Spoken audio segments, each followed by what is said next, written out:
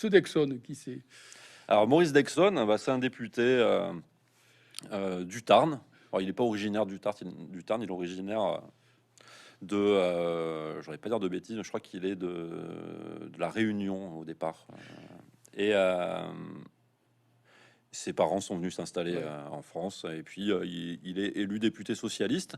Et au début des projets de loi Mm. bretons, lorsqu'il faut désigner un rapporteur pour faire un rapport sur cette loi, qui est porté essentiellement quand même par des députés communistes, c'est Dexon qui est élu, parce qu'on est au moment de la fin du tripartisme, on est au moment des grandes grèves de Ouais. 47. Les communistes n'ont pas voulu voter la confiance Oui, au non. gouvernement, ils ont été exclus. Et donc les socialistes décident de saborder le projet de loi de Donc, on envoie Dexon. ces députés. Et on envoie Dexon. Et qui dit très clairement, à la sortie de la commission, il dit, moi j'ai été élu pour couler votre loi. Et donc c'est ce que je vais faire. Et d'ailleurs, il commence par s'y employer, en faisant rentrer dans cette loi un autre projet qui est celui de Rachel Lempereur sur la défense du français. Et, euh, et pourtant, là aussi, hein, c'est encore un de ces mystères de l'histoire. Dexon, à un moment, va se dire, en fait, non, je vais défendre vraiment mon projet de loi. On a plusieurs théories hein, là-dessus. Il y a Il peut-être du s'en est jamais Berthaud. beaucoup expliqué. Mm.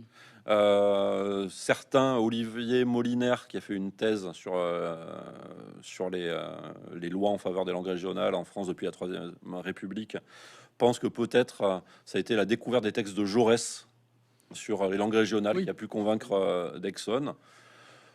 Une autre théorie, c'est que tout simplement, Dexon a reçu une telle pression de la part de ses propres alliés qui trouvaient qu'il allait pas assez vite pour s'aborder la loi que ça l'a hérissé et qu'il a pris le contre-pied parce que c'était quelqu'un qui avait apparemment un très très sale caractère et il a décidé de finalement porter la loi jusqu'au bout.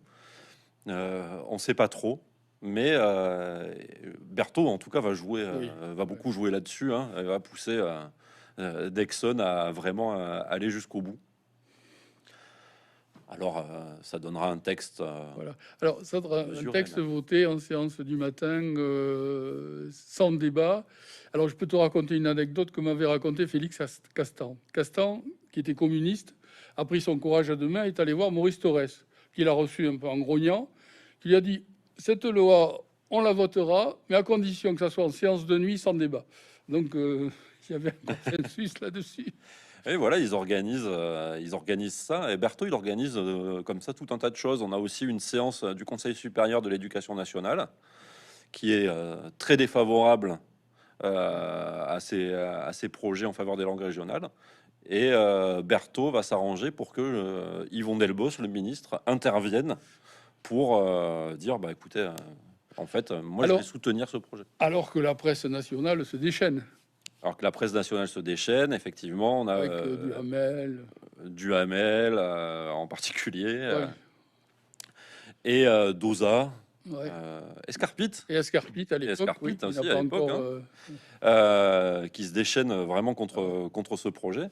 Et Berthaud, lui, son travail pendant un bon moment, ça va être de dissuader les occitanistes de répondre Oui, pour que oui, pour ne ça se pas passe provoquer. et Oui, qu'on oublie le chemin de la ouais, loi. À tel point d'ailleurs que Dosa comme Duhamel, quand la loi est votée, sont surpris parce qu'ils pensaient que le projet avait été enterré depuis longtemps. et oui.